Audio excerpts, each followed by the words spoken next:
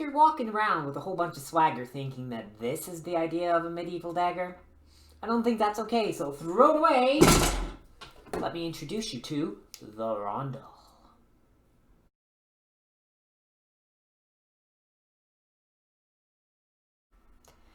Hello everyone, Lauren here again. Today we're going to talk about this lovely Rondel dagger. This is one of the common sidearms of the late medieval periods, 14th, 15th century into 16th century. This and Bollock daggers as well, but the Rondel, referring to the round discs at either end of the hilt.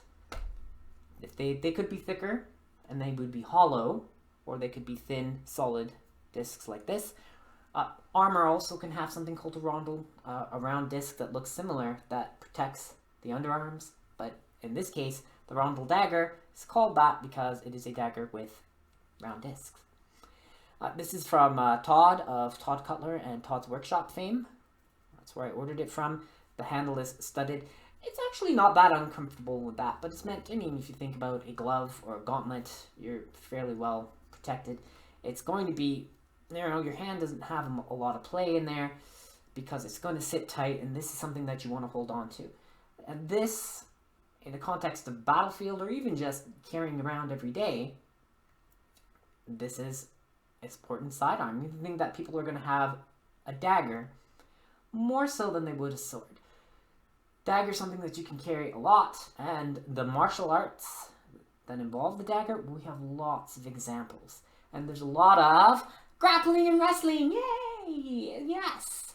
So it's not just stab, stab, stab, and not parrying. It doesn't work like the sword. The system of fighting with dagger is extremely different. So what we see of tink, tink, tink, tink in movies, there's no tink, tink. No tink, tink. No. Forget about that.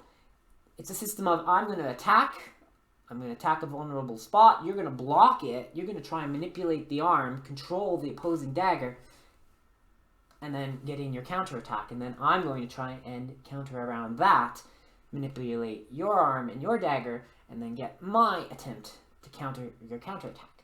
So there's a lot of wrestling and grappling. You can throw people to the ground, you can break arms.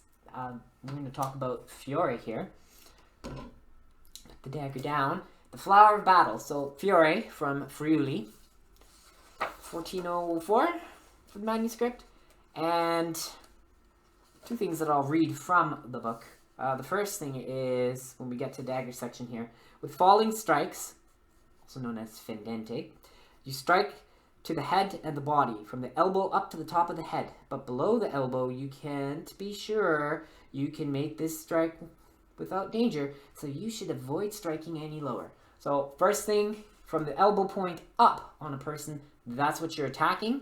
And the second thing I want to mention, it says, I choose to symbolize my skill with the broken arms I carry. And I'm not lying when I tell you that I've broken and dislocated many arms in my life. If you choose to go against my art, you'll find me always ready to use that art against you. So it's not just a system of stabbing someone with a pointy point. You know, stick them with the pointy end. Well, it's more than that. You can try that, but you may not get in with the pointy end. You may need to grapple and manipulate that opposing arm and stab once you're clear. There's a lot of that. If we look at Talhofer from later in the 15th century, he talks about dagger shield, which means you put two hands and you're blocking. I can safely close my hand on the dagger as long as I'm not sliding my hand. I can block, manipulate, grab that arm, thrust, and there we go. And look at that point. This is a triangular shaped blade, tapers way down to this point, a thick back edge, or front edge, can be sharp. You can cut with a dagger. It is meant for thrusting, but the edge could be sharp, and you could give little cuts with it. It's not going to slice through anything, you know, a side of meat, but I've hacked through cabbages quite easily with it. And the cabbage is a good analogy for medieval cutting. Cabbages were plentiful. But yeah, so that's it. I just wanted to share with you this, the Rondel dagger. So if you're writing a story, this is the sidearm that characters should have. If there's a time in your stories, your role-playing games, your video games, people are wearing armor, your movies as well, Wearing heavy armor means a dagger that's meant to get into the gaps. And so we see in our manuals, people are fighting in armor. The dagger comes out when you get close, whether you're using a poleaxe or a sword, maybe your long sword and you're fighting and doing your armored fighting. At some point you get really close, you abandon the weapon, out comes the dagger, you wrestle, grapple, manipulate, throw the person to the ground, kneel down, here it comes. So the Rondel Dagger, an excellent medieval item. This is what daggers, I mean, there are a lot of different designs for daggers. We could talk about ones that look like smaller versions of swords, and yeah, those existed. And basilards, sure. But remember, they're not little stabby things. Dagger is not a small little thing. This is 34 centimeters or 13 inches just for the blade. The whole thing, well, it's a 38 centimeter ruler, and we've run out of room. So we're looking at about 16, 17 inches in length. Daggers are long. They have to really get into those gaps. So when we think about dagger, they're not little sneaky stabby things. They are long, strong, pointy stabby things, and they're pretty awesome. So just a little thing to talk about. That's what a real dagger would look like. Of course, it's just a reproduction of a medieval dagger, but in your games and stories and movies and stuff, this is what characters should have as their sidearm. And it was something that you could carry all the time, easy to carry at your belt, all over the place, the dagger.